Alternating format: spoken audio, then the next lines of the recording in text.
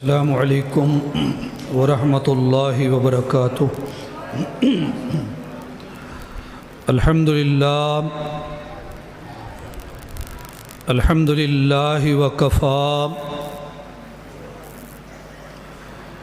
وسلام علی عبادہ الذین اصطفی۔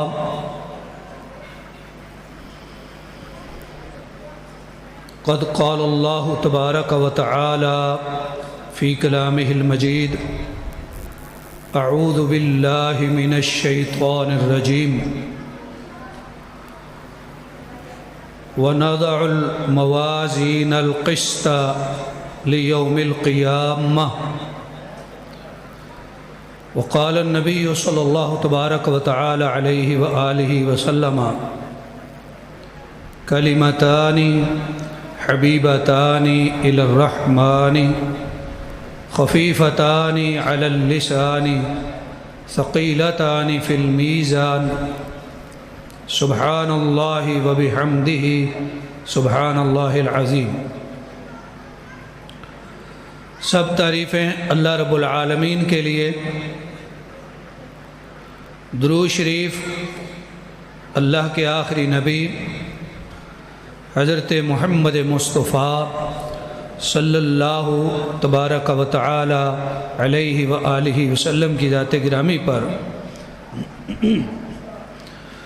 اللہ تبارک و تعالی کی طرف سے رضوان کا نزول صحابہ کرام رضوان اللہ علیہ مجمعین پر اور رحمتوں برکتوں کا نزول علماء کرام ائمہ حدیث پر۔ حضرات گرامی، جامعہ رحمانیہ کنگن پور کی سالانہ تقریب بخاری کے لیے آپ یہاں جمع ہوئے ہیں۔ اس آخری حدیث شریف کے درس کے حوالے سے گزشتہ کچھ عرصہ سے کچھ سالوں سے مجھے ذمہ داری دی جاتی ہے۔ میرے لیے خوشی اور مسرت کا مقام ہے، میرے لیے باعث اعزاز ہے کہ میں یہاں حاضر ہوتا ہوں اور چند باتیں آپ کی خدمت میں عرض کی جاتی ہیں۔ دعا فرمائیں اللہ تعالی ہم سب کی حاضری قبول فرمائے، آمین۔ میں نے اسی ارشاد باری تعالی سے آغاز کر دیا جس پر امیر المومنین فی الحدیث حضرت امام بخاری نے اپنی کتاب کا آخری باب منعقد کیا ہے۔ یہ کتاب امام محمد بن اسماعیل البخاری کی تصنیف ہے اور اسے اصح الکتب بعد کتاب اللہ، یعنی اللہ کی کتاب قرآن مجید کے بعد سب سے صحیح کتاب تسلیم کیا جاتا ہے۔ یہ سب سے صحیح کتاب ہے اور خوش نصیبی ہے ان طلباء کے لیے اور طالبات کے لیے کہ جنہوں نے اس کتاب کو پڑھا۔ یہ ہمارے درسی نصاب میں سب سے آخری کتاب ہے، سب سے اعلیٰ درجے اور کلاس میں پڑھائی جاتی ہے، تو پڑھنے والے بھی پڑھانے والے بھی اور انتظامیہ بھی سب مبارکباد کے مستحق ہیں۔ اللہ کریم اپنے پیارے نبی صلی اللہ علیہ وسلم کی یہ حدیثیں پڑھنا اور پڑھانا ان کی طرف سے اپنی بارگاہ میں قبول فرمائے، آمین۔ آخری باب اور آخری حدیث شریف کے حوالے سے چند معروضات آپ کے سامنے رکھنا چاہوں گا۔ یہ کتاب ہے کتاب التوحید، آخری کتاب کتاب التوحید۔ اس میں حضرت امام بخاری رحمہ اللہ نے یہ ایک نیک اشارہ لیا ہے کہ کسی بھی بندے کا اختتام یا دنیا سے جانا یا کتاب کا اختتام توحید پر ہو۔ کیوں؟ ایک حدیث شریف میں آتا ہے من کان آخر کلامہ لا الہ الا اللہ دخل الجنہ، جس کا آخری کلام لا الہ الا اللہ ہوا وہ جنت میں داخل ہوگا۔ تو لا الہ الا اللہ کیا ہے؟ کلمہ توحید۔ تو کلمہ توحید جس کو آخر میں نصیب ہو جائے، اگر زبان سے جاری ہو جائے یہ بڑے نصیبے کی بات ہے، اور اگر یہ کلمہ جاری نہ ہو، اس کے مطابق عقیدہ ہو، پھر بھی بندہ جنتی ہے انشاءاللہ۔ اس لیے کہ ہمارے پیارے رسول صلی اللہ علیہ وسلم کی زبان مبارک سے آخری کلمات کیا جاری ہوئے تھے؟ اللہم بالرفیق الاعلی، رفیق اعلیٰ کو یاد کرتے گئے۔ رفیق اعلیٰ کون ہے؟ اللہ۔ تو یہاں اعتبار الفاظ کے بجائے معانی کا ہو گیا کہ آپ جس اللہ کو یاد کرتے تھے اسی اللہ کا کلمہ ہے لا الہ الا اللہ۔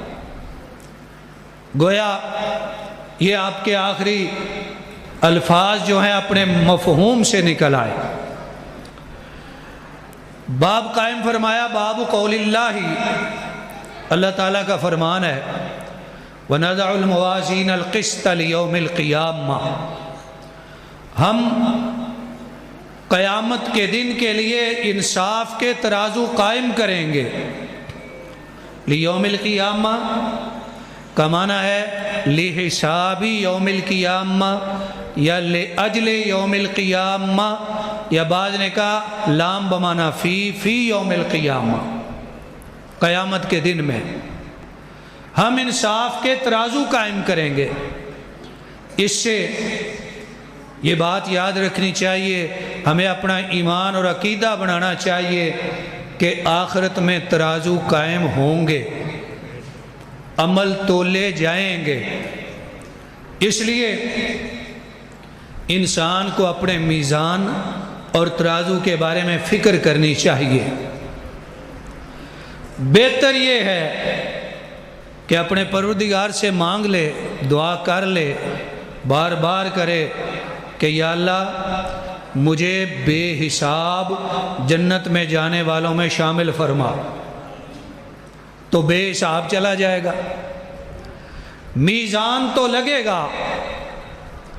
اہل علم فرماتے ہیں دو قسم کے لوگ میزان سے بچیں گے، ایک وہ کہ جو بے حساب جنت میں جائیں گے، اور دوسرے وہ جو بے حساب جہنم میں جائیں گے۔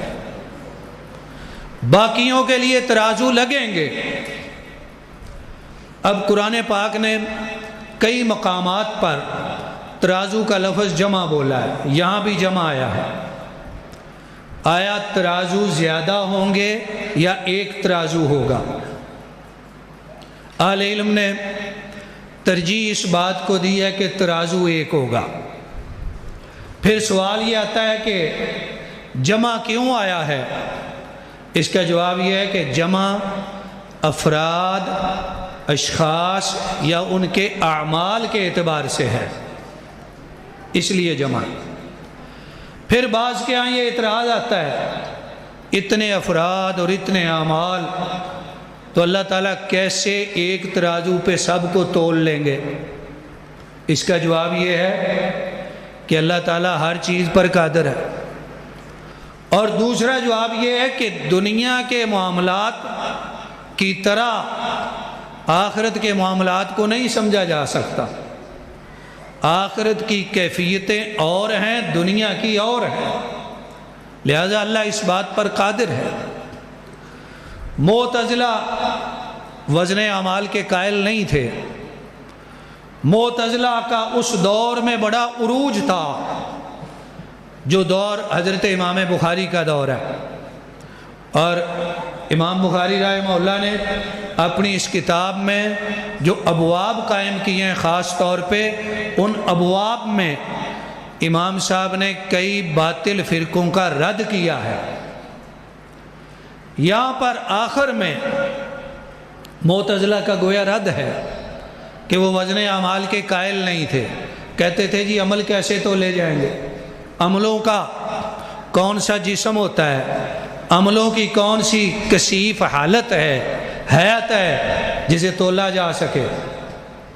جب اللہ نے اور اللہ کے پیارے نبی حضرت محمد مصطفیٰ صلی اللہ علیہ وسلم نے فرمایا ہے عمل تولے جائیں گے تو ہمارا ایمان ہے کہ تولے جائیں گے۔ اب کیسے تولے جائیں گے؟ اللہ قادر ہے، اللہ تولے گا۔ پھر حدیث مبارکہ میں وزن کی کئی کیفیتیں آئی ہیں۔ بعض حدیث میں یہ آیا ہے کہ بندہ تولا جائے گا۔ حدیثی میں فرمایا کہ بعض اوقات دنیا میں کوئی بندہ بڑا موٹا تازہ ہوتا ہے اور اللہ کے ہاں اس کا وزن مچھر کے پر کے برابر بھی نہیں ہوگا۔ اس کا مطلب ہے بندے بھی تولے جائیں گے اور اعمال بھی تولے جائیں گے اور اعمال کے صحائف بھی تولے جائیں گے، یعنی وہ پرچیاں، وہ کاپیاں، وہ رجسٹر جن میں عمل لکھے ہوئے ہیں وہ بھی تولے جائیں گے۔ اور بعض روایات سے یہ ثابت ہوتا ہے کہ عملوں کو مجسم کیفیت دی جائے گی، انہیں بھی تولا جائے گا۔ لہذا مجسم کیفیت ہو یا نہ ہو، بہرحال عمل تولے جائیں گے۔ اس لیے فرمایا ہم قیامت والے دن انصاف کے ترازو قائم کریں گے۔ پھر فرمایا وَأَنَّ أَعْمَالَ بَنِي آدَمَ وَقَوْلَهُمْ يُوزَنُ، بنو آدم کے اعمال کا بھی وزن ہوگا، اقوال کا بھی وزن ہوگا۔ لہذا یہ بات ہمیں سمجھنی چاہیے کہ جو کچھ ہم کرتے ہیں وہ بھی تولا جائے گا، جو کچھ ہم بولتے ہیں وہ بھی تولا جائے گا۔ اسی لیے تو ایک حدیث میں فرمایا کہ سبحان اللہ پڑھا کرو۔ سبحان اللہ اور الحمدللہ فرمایا یہ دونوں میزان کو بھر دیں گے۔ ایک حدیث میں فرمایا کہ جو بندہ سبحان اللہ اور الحمدللہ پڑھتا رہتا ہے یہ دونوں کلمے اس کے لیے اتنے بھرپور ہو جائیں گے کہ جس طرح آسمان اور زمین کے درمیان فاصلہ ہے، اتنی جگہ کو بھر دیں گے یہ دو کلمے۔ لہذا جو ہم بولتے ہیں اس کا بھی وزن ہوتا ہے، اس لیے ہمیں چاہیے کہ ہم اپنے عمل بھی اچھے کریں اور اپنے اپنی زبان سے بولنے والے کلمات بھی اچھے کریں۔ کبھی غیر ضروری بات نہ بولیں، جھوٹ نہ بولیں، شرک اور بدعت کی بات نہ کریں، بے حیائی اور برائی کی بات نہ کریں۔ اس لیے ایک حدیث میں فرمایا بندے تجھے چاہیے کہ تیری زبان ہمیشہ اللہ کے ذکر کے ساتھ تر رہے۔ اگر بولنا ہے تو اللہ کا ذکر کرو۔ لہذا فرمایا اعمال بھی تولے جائیں گے، قول بھی تولے جائیں گے۔ قول آئے تو یوزانو، اور اگر اقوال پڑھیں تو توزانو۔ پھر فرمایا مجاہد کہتے ہیں کہ قسطاس یا قسطاس رومی زبان میں عدل کو کہتے ہیں، اور ایک قول یہ ہے کہ قسط مقسط کا مصدر ہے۔ یہاں جو قسط آیا یہ مقسط کا مصدر ہے اور وہ ہوتا ہے عادل۔ رہا قاسط تو وہ ہوتا ہے جائر یعنی ظالم۔ اس کا مطلب یہ ہوا کہ جب یہ مجرد بولا جائے گا باب تو اس کا معنی ظلم ہوگا، جب یہ مزید فی میں چلا جائے گا تو پھر اس کا معنی انصاف ہو جائے گا۔ مقسط حدیث شریف میں آتا ہے کہ مقسطون جو ہے نا انصاف والے اللہ تعالیٰ کے عرش کے دائیں طرف ممبروں پر ہوں گے، جو دنیا میں عدل و انصاف کرنے والے ہیں۔ ایک قرآن کریم میں فرمایا اللہ تعالیٰ مقسطین سے محبت فرماتے ہیں۔ پھر آگے حدیث شریف بیان فرمائی حدثنا احمد بن اشکابہ یا اشکابہ، غیر منصرف، اور اگر منصرف ہو تو اشکابن قال حدثنا محمد بن فضیل عن عمارة بن القعقاع عن ابی زرعۃ عن ابی ہریرہ۔ یہ روایت محمد بن فضیل اور عمارہ بن قعقاع سے غریب ہے۔ اور دیکھیے امام بخاری رحمہ اللہ نے پہلی حدیث بھی غریب بیان فرمائی، آخری بھی غریب بیان فرمائی۔ غریب کا معنی ہوتا ہے کہ جس کی سند میں کہیں ایک راوی رہ جائے، اور اہل حدیث کے نزدیک اگر وہ راوی صحیح ہو تو غریب حدیث متواتر کی طرح ہی حجت ہوتی ہے۔ یہ حدیث صحیح ہے، حجت ہے۔ حضرت ابو ہریرہ رضی اللہ تعالیٰ عنہ بیان کرتے ہیں کہ نبی کریم صلی اللہ علیہ وسلم نے فرمایا کلمتانی، دو کلمے ہیں، حبیبتانی، وہ دونوں محبوب ہیں۔ یہاں فعیلہ بمعنی مفعولہ ہے، اور کلمہ بمعنی کلام ہے، اور قرآن پاک میں اس کا استعمال ہوتا ہے، کلمہ بمعنی کلام۔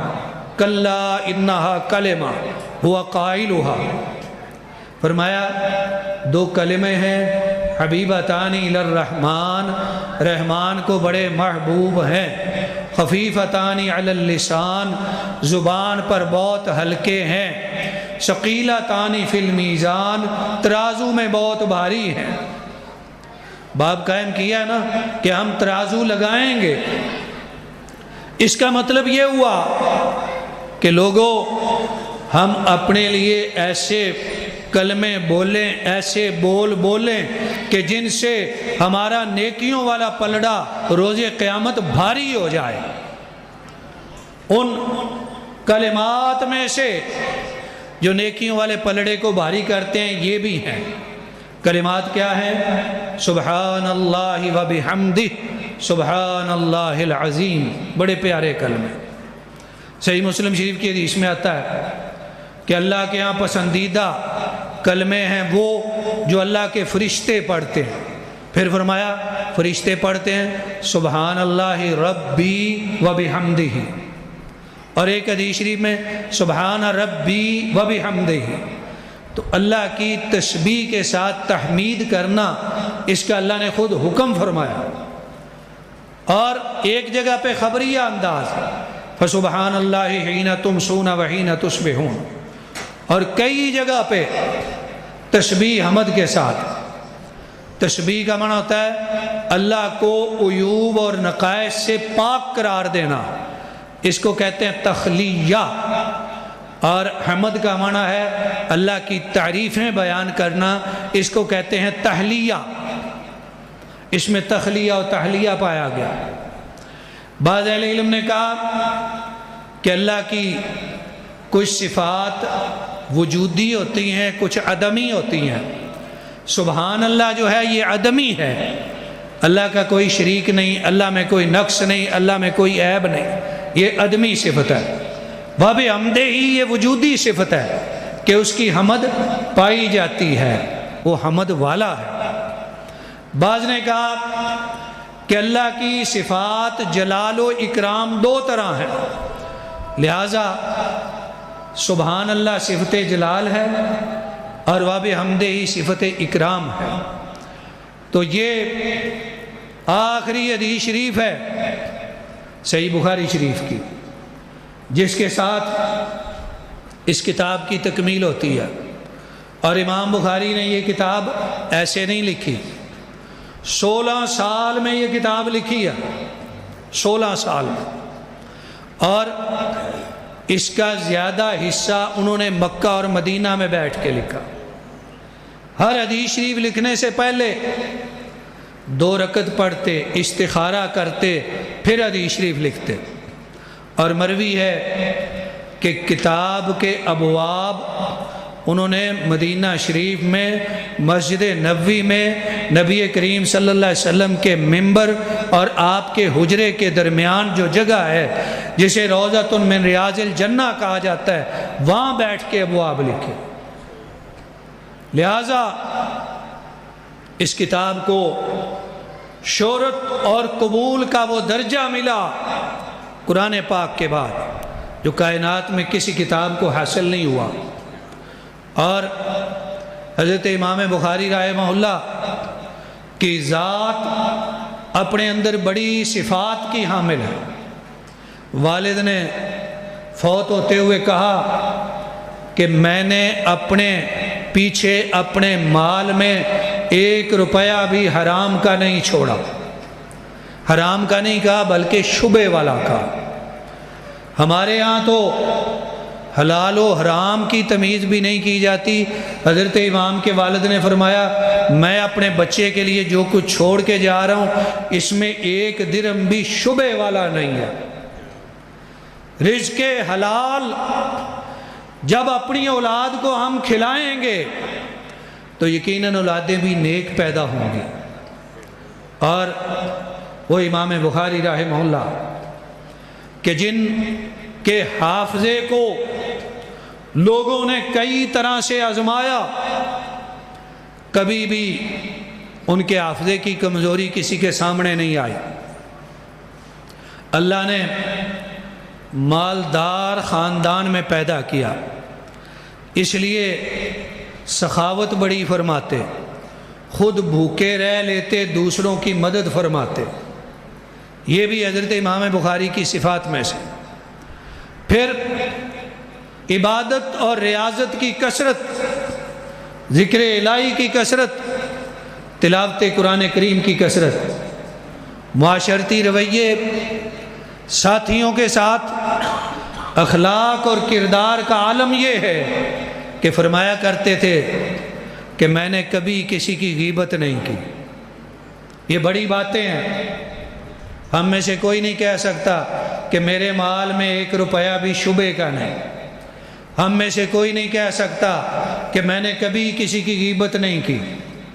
لہٰذا یہ وہ بلند صفات ہیں کہ جن صفات سے اللہ تبارک و تعالیٰ نے حضرت امام بخاری کو بہرہمند فرمایا۔ اس لیے ان کی اس کتاب کو بھی، جس میں انہوں نے صحیح احادیث جمع کرنے کا عزم فرمایا، بعض روایات میں آتا ہے کہ خواب دیکھا، خواب میں پیارے رسول جناب محمد مصطفیٰ صلی اللہ علیہ وسلم کی زیارت ہوئی، بچپن میں خواب دیکھا، اہل علم کے سامنے بیان کیا۔ اہل علم نے فرمایا اس کی تعبیر یہ ہے کہ تم نبی کریم صلی اللہ علیہ وسلم کی صحیح حدیثیں ثابت کرو گے اور آپ کی جانب منسوب جھوٹی حدیثیں آپ سے دور کرو گے، لہذا ایسے ہی ہوا۔ پھر حضرت امام بخاری رحمہ اللہ ہمیشہ علم اور علماء کا وقار بلند فرمایا، کبھی بادشاہ کے دروازے پر نہیں گئے، کبھی بادشاہوں سے اور امراء سے مدد اور مال طلب نہیں کیا، بلکہ بادشاہ نے کہا کہ میرے دربار میں، میرے گھر میں آ کے میرے بچوں کو پڑھائیں، کہا میں نہیں پڑھاؤں گا۔ یہی وجہ ہوئی کہ کچھ علماء بھی حاسد ملے، بادشاہ بھی ملا، مخالفت پیدا کر دی، حتیٰ کہ زندگی کے آخر میں جب اپنے گاؤں واپس چلے گئے تھے پھر اپنے گاؤں سے نکلنا پڑا، اور خرطنگ کے مقام پر پردیش میں ہی حضرت امام بخاری رحمہ اللہ نے عید الفطر کی رات وفات پائی۔ 194 ہجری میں پیدا ہوئے اور 256 ہجری میں وفات پائی، 62 سال عمر مبارک ہوئی، چند دن کم 62 سال۔ حضرت امام بخاری رحمہ اللہ کے مخالفین بعد میں ان کی قبر پر آ کے معافیاں مانگتے رہے، ان کے ساتھ بڑے برے حالات ہوئے، اس لیے کہ امام بخاری اللہ کے ولی تھے۔ اور حدیث شریف میں آتا ہے، حدیث قدسی میں اللہ فرماتے ہیں جو میرے ولی کے ساتھ دشمنی رکھے میں نے اس سے اعلان جنگ کر دیا۔ یہ اللہ کے ولی کی کتاب ہے، جب سے لکھی پڑھی جا رہی ہے، اور ہم سمجھتے ہیں کہ حضرت امام بخاری رحمہ اللہ کو اس پڑھنے کا ثواب ملتا رہے گا۔ مجھ سے لے کے حضرت امام بخاری رحمہ اللہ تک 21 واسطے ہیں۔ میں نے اپنے استاد سے پڑھا، انہوں نے اپنے استاد سے، انہوں نے اپنے استاد سے، انہوں نے اپنے استاد سے۔ امام بخاری تک ہمارے واسطے بنتے ہیں 17۔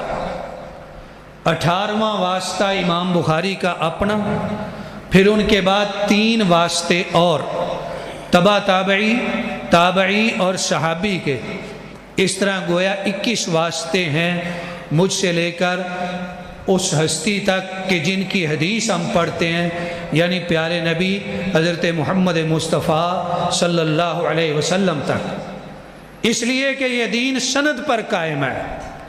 یہاں بھی ہم نے سند پڑھی شروع میں، 21 واسطوں سے میں پیارے رسول صلی اللہ علیہ وسلم سے حدیث بیان کرتا ہوں، اور اس حوالے سے میری سند شائع شدہ بھی ہے۔